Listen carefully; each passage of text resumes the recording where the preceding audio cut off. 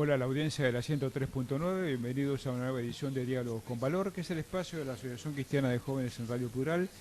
Gracias por acompañarnos y compartimos la invitación habitual a reflexionar sobre temas que trascienden lo coyuntural. Hagan lío, como recomendó el Papa Francisco a los jóvenes en Río de Janeiro hace algunos meses, no es un llamado a la anarquía, es un desafío para promover cambios que humanicen una sociedad planetaria que se sigue transportando al abismo de la desigualdad. El capitalismo que conocemos hoy, abundando sobre los dichos recientemente por el Santo Padre, es un sistema que debe hacer la guerra para sobrevivir. Uno podría inferir que la guerra es negocio y la paz no. Dramática conclusión por donde se la analice y se la mire. Sobran alimentos en el mundo y abunda el hambre. Una contradicción lastimosa que demuestra que el sistema ha puesto el dinero en el centro del universo y se olvida de las personas. Exactamente lo contrario de lo que Dios reclama y la sensatez obliga. La política y las religiones nos parece que caminan de la mano si se observa con detenimiento el devenir futuro. Y no está mal que suceda en cuanto a cada uno mantenga su identidad y un objetivo común, un mundo más humano. La visita del Santo Padre a Tierra Santa en mayo pasado y la posterior oración en el Vaticano entre cristianos, musulmanes y judíos convocada por el Papa Francisco ha sido una señal fuerte que los políticos no podrán pasar por alto. Y si lo hacen, como no sería extraño que sucediera, darán cuenta de la historia. Abunda el obispo de Roma, usar la política para el bien propio es corrupción. Y esta afirmación que compartimos plenamente tiene tanto que ver a nivel individual como de los estados. Los países poderosos de la tierra, generalmente con pies de barrio afirmados sobre la arena a los ojos de Dios, tienen una enorme responsabilidad. Son frecuentemente los motores de los conflictos que luego endilgan a las geografías más empobrecidas. Una perversidad recurrente. La paz no espera, la paz es urgente, decía el mismo Papa Francisco en su visita al Medio Oriente, al tiempo que condenaba a los fabricantes de armas. Estos son mercaderes de la muerte y la sociedad debe denunciarlos. Por otro lado, no es posible independizar la justicia de la paz. Ambos valores van del brazo. Donde hay injusticia, se potencia la violencia y se pone en riesgo la paz. Hoy nos visita un muy apreciado amigo, dirigente de la comunidad islámica en Argentina y un luchador por la justicia y la paz. Nos estamos refiriendo al doctor Sumer Noufori, quien tiene un pasado y un presente vinculados muy estrechamente también a la Asociación Cristiana de Jóvenes. Hola Sumer, un gusto enorme volver a tenerte acá en diálogo con Valor. Hola Norberto, gracias por invitarme nuevamente. La verdad que siempre es un gusto y un placer estar acompañándolos. Es igual. En primer lugar, una breve reflexión tuya acerca de cómo interpretás, cómo viviste la visita de mayo pasado del Papa Francisco, del Padre Jorge para nosotros, a Tierra Santa. La verdad que la viví con mucha alegría, con mucha esperanza, no sorprende la actitud del Papa Francisco. Es un hombre que habla permanentemente con gestos, con acciones, eh, con ejemplos, Ujú. y esperemos que pueda hacer un paso hacia adelante. Recién estabas hablando vos de la paz y de la justicia y de la injusticia.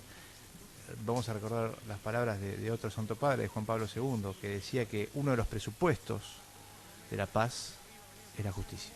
Es así, es absolutamente así. Antes de seguir, vos pertenecés a un instituto que has creado dentro del Islam, que es El Instituto Islam para la el Paz. Instituto Islam para la Paz. Y acá me has dejado algunos folletos sumamente interesantes. ¿Podés de alguna manera orientar a la audiencia qué significa esto y qué lo motiva?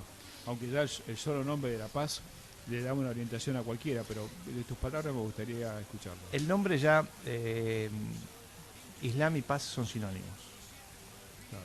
Entonces los usamos y si vos ves que están escritos en blanco sobre un fondo celeste, eh, el Instituto Islam para la Paz es una organización civil sin fines de lucro que surge para ocupar un lugar del Islam autóctono, Ujú. no del Islam inmigrante, digamos, por decirlo de alguna forma, sino para crear un lugar para los argentinos de fe islámica o hay otras instituciones también que reúnen argentinos de fe islámica y los representan. Acá estamos eh, armando una institución plural, abierta y enfocada más que nada al ámbito académico. Entiendo. Por eso nuestras líneas de trabajo son la investigación, la capacitación y el servicio.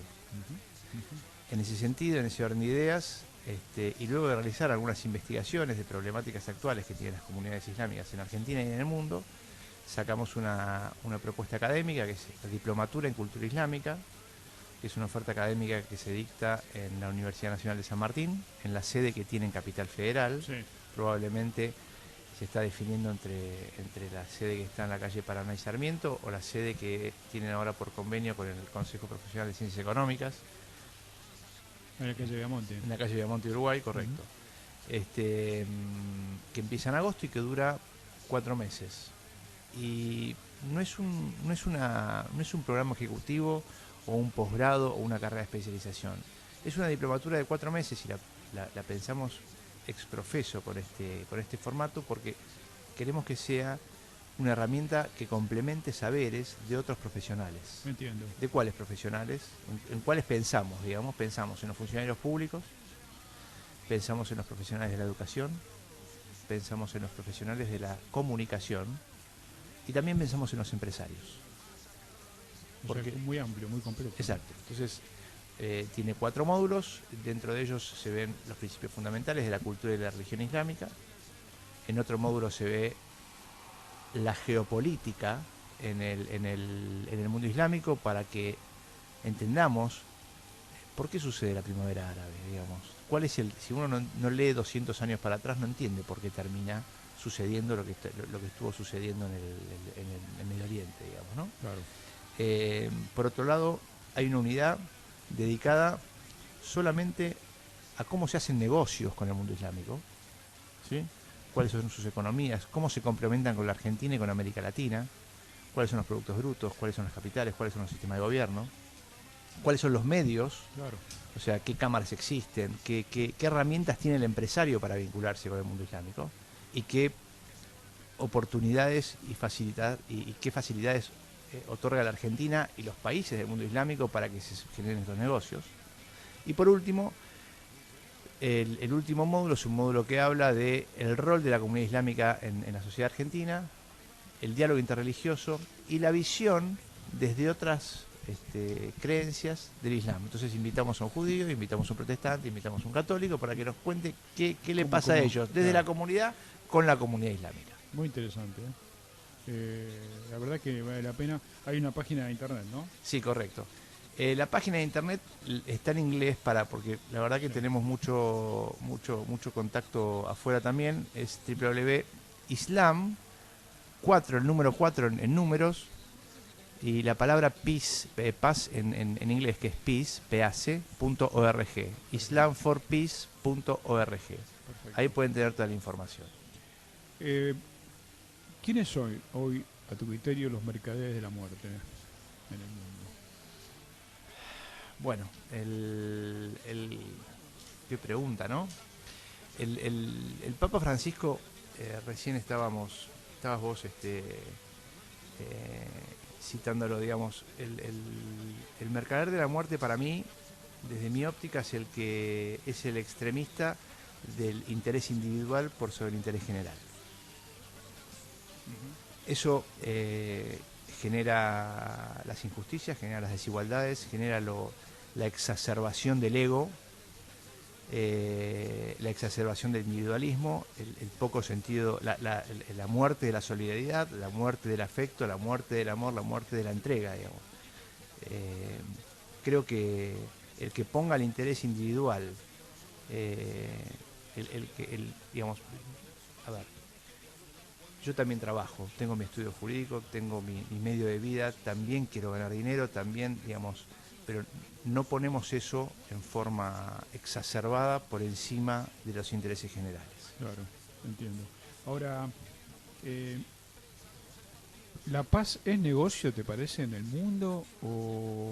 Porque el Papa, cuando habla de la guerra, cuando habla del negocio de la guerra, de alguna manera uno se pone a pensar, entonces la guerra es negocio, la paz no. Y por supuesto,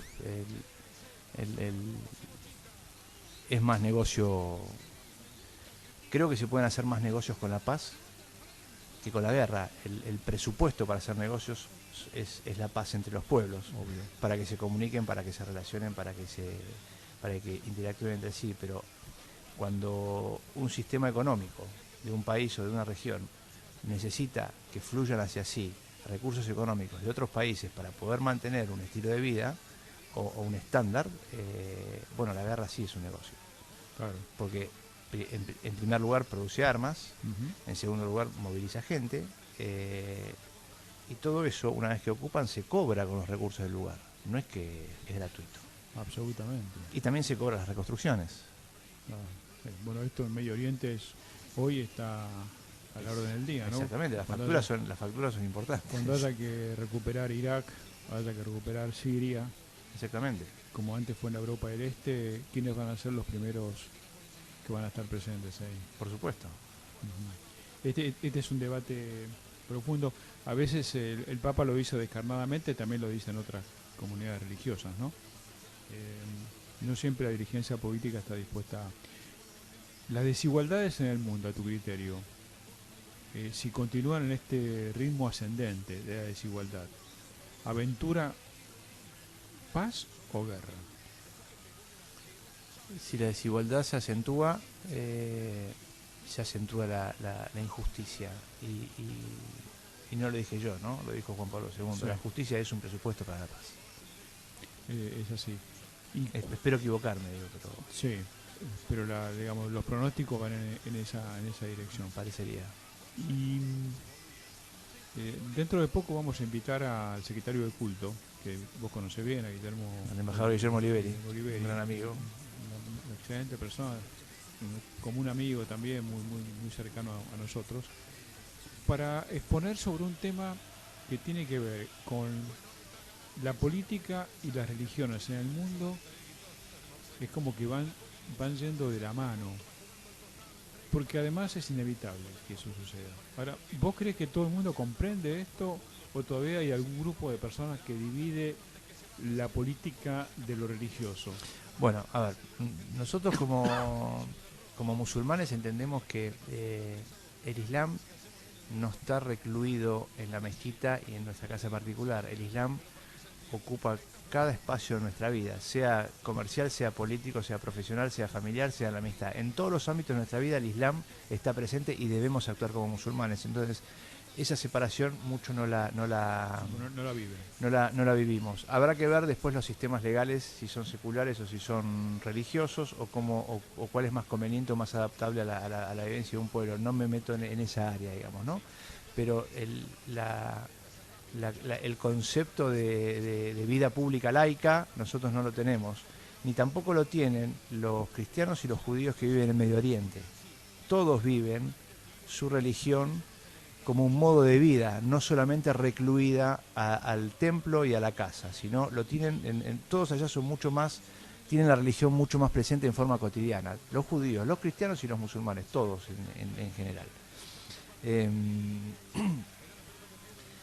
Es más difícil desde Occidente entender esa dinámica. Y claro. Donde en Occidente hace una división, nosotros, lo político, bla, bla, la religión. Exacto. Conversando con un investigador del CONICET, que es el profesor Fortunato Malimachi, que trata mucho e investiga mucho sobre estos temas, nos decía, hace unas décadas atrás, toda la comunidad científica afirmaba que las religiones tendían a desaparecer. Hoy ya nos dimos cuenta que ese concepto era un error, que no tienden a desaparecer, que las religiones tienden a crecer, ¿sí? Que los problemas que pueden aparecer son la radicalización de grupos dentro de las religiones. Pero las religiones no tienden a desaparecer, por lo contrario, tienden a expandirse. Este concepto es el que manejamos nosotros como Asociación Cristiana de Jóvenes desde hace bastante tiempo, e influimos en el mundo internacional de la Young Men Christian Association, la YMCA, en esta misma dirección, que es imposible separar las religiones de la dinámica del mundo. Absolutamente. Pero esto, para las tradiciones más, si se quiere, un poquito más anquilosadas, más ortodoxas, esto es difícil, pero es conveniente trabajarlo. Me parece que el diálogo interreligioso a nivel mundial. A nivel argentino eso está bastante aceitado, ¿no? El Sí, diálogo. sí, hay que aceitar más el trabajo interreligioso. Ah, Está, hay una está, diferencia. está muy bien, en muy buen camino el diálogo interreligioso. Hay que acentuar el trabajo interreligioso para fuera de las comunidades, pero sobre todas las cosas para dentro de las comunidades. Ajá. Porque en ciertos sectores, y no hablo de una comunidad en particular, sino de todas, De todo, sí. el diálogo se ve como un mal necesario o como hay que estar. Ajá. Si no te sacas la foto quedas mal. Si no vas y firmás la declaración quedas mal. Y esto no es solamente eso. Hay que tomar conciencia internamente y la responsabilidad de los dirigentes. Vos sabés que es muy interesante esto, la división entre el diálogo y el diálogo traducido en la acción. Sí, es interesante y llévatelo nos interesaría a nosotros como Asociación Cristiana de Jóvenes hacer algo junto con el Islam. Con muchísimo gusto, es un placer. Pero sería un testimonio en acción. La nuestra es una entidad laica totalmente, Sí, y no, la conozco y me formé en valores en esta institución. o sea, acá conviven católicos, judíos, Musulmanes. islámicos, musulmanes, protestantes, gente sin ningún tipo de tradición religiosa, agnósticos, y a nadie se le hace ninguna pregunta en ese sentido. Pero nos gustaría, ya como institución, una relación interinstitucional, de algún trabajo que testimonie esto que vos decís, porque en la acción es cuando aprendés Absolutamente. mucho más, ¿no? Absolutamente. Con Así, muchísimo gusto. así que pensalo, Con y muchísimo nosotros gusto. estaríamos muy, muy ansiosos, especialmente a nivel de jóvenes, que Fantástico. son, viste, una especie de esponja que Absolutamente. Sí. absorbe, ¿no? Y a vos actuarías en el doble rol. Bueno, ya, ya joven, en ya el no. rol del Islam y en el rol de la De la asociación sí, cristiana. sí, por supuesto. ¿Cómo estás imaginando el futuro de la relación palestinos-israelíes luego de esta oración conjunta con el Islam, también en tierras en el Vaticano? ¿Ves alguna posibilidad de cambio? Veo muchísimas opiniones dentro de la comunidad judía favorables al acatamiento del derecho internacional. Dos estados, devolver los territorios ocupados. Estoy encontrando cada vez más personas de la comunidad judía que hablan de territorios ocupados. Estoy encontrando cada vez más personas que hacen una separación entre el Estado de Israel y la comunidad judía, digamos. Sí, claro.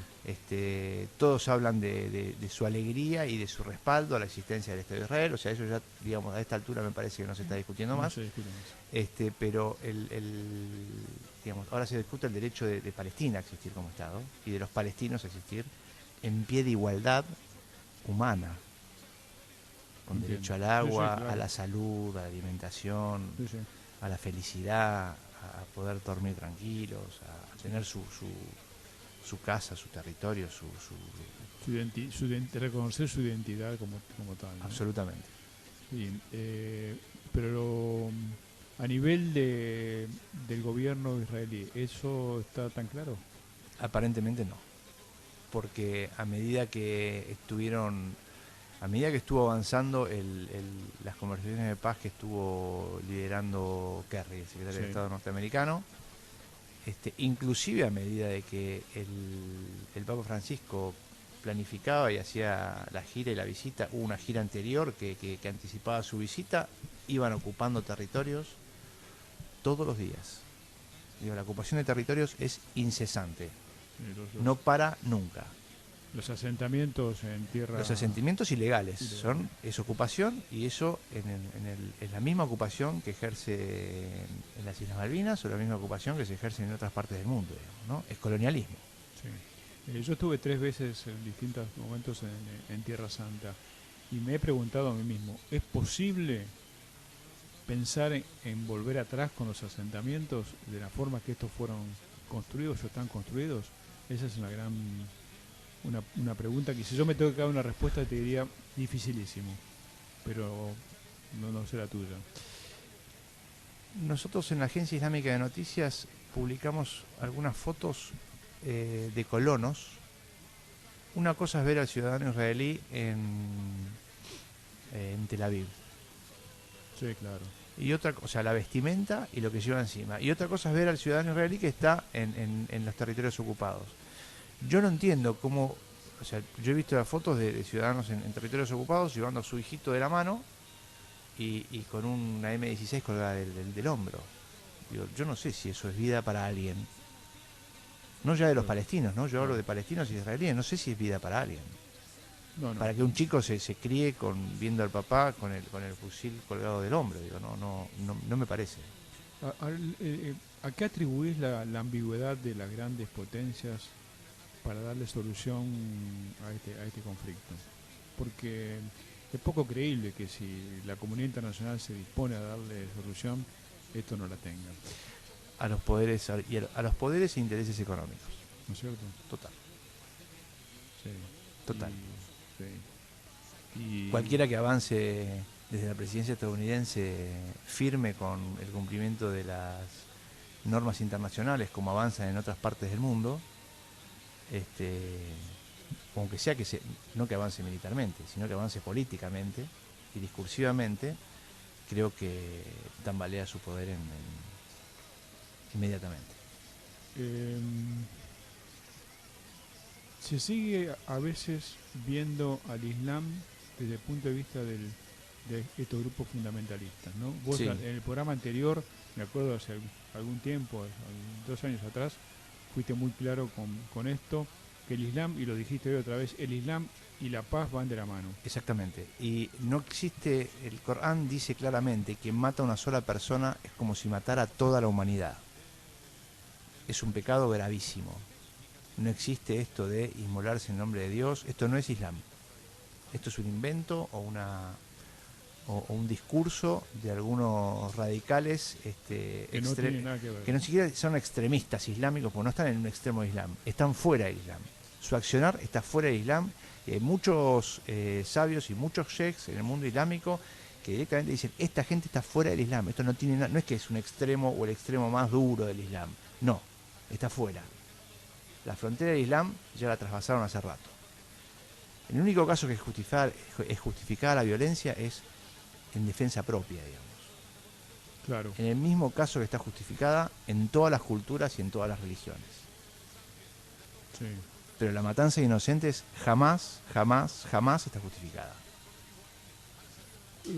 Todos los grupos fundamentalistas o extremistas de Medio Oriente están vinculados de alguna manera con interés al Islam, es decir, que hay grupos en Afganistán o hay grupos en Irak o en algunos otros lugares que se los identifica con el Islam porque conviene hacerlo eso para...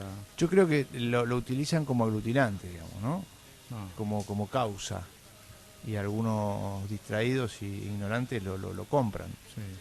Pero creo que es únicamente por eso, digamos. Si uno recorre toda la vida del profeta, alayhi salatu wassalam, uno ve que el uso de la violencia es ante la amenaza. Y una vez que y el comportamiento luego con los enemigos o con los caídos es un comportamiento humanitario, solidario, respetuoso. Y que uno lo vive cuando está viviendo, valga la redundancia, ahí en el Medio Oriente, esto que vos decís se lo observa, se ve la solidaridad, se ve el comportamiento, se ve El código ético que tiene, ético. que lleva encima el musulmán para no por el prójimo, lo lleva por sí mismo porque sabe que estamos siendo observados, que cada una de nuestras acciones está siendo registrada. Sí. Y que vamos a rendir cuentas por cada una de ellas. No es esto hay que tenerlo allá, por lo menos se tiene bastante presente. bastante presente. ¿Cada cuánto se hace la peregrinación a la Meca?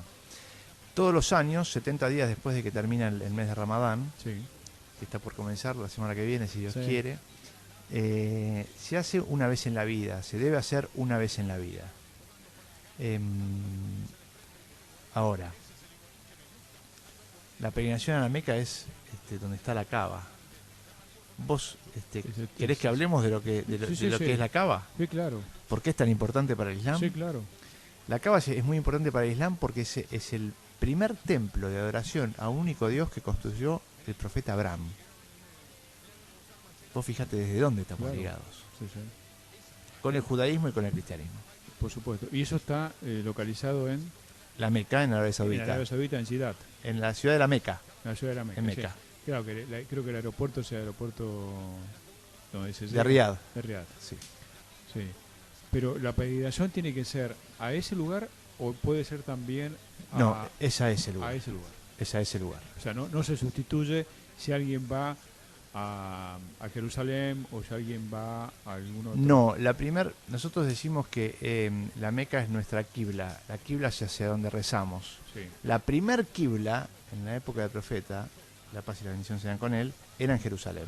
Sí. Y después se cambió a Meca. Sí, sí. Por eso Jerusalén es tan importante para los musulmanes. Bueno, corregime si mi interpretación es equivocada. Desde Jerusalén, de la mezquita, es donde el profeta Emprende el viaje viaje nocturno a a los cielos. Sí. Sí, sí. Es impresionante el templo de la mezquita, ¿no? Sí. Impresionante. Bueno, es impresionante estar en la ciudad amurallada, ¿no? Porque Tal cual. ahí ves la historia en su dimensión. Y también ves las diferencias, Sí. aún las diferencias sociales. Sí, sí. En una ciudad tan pequeña, Ajá.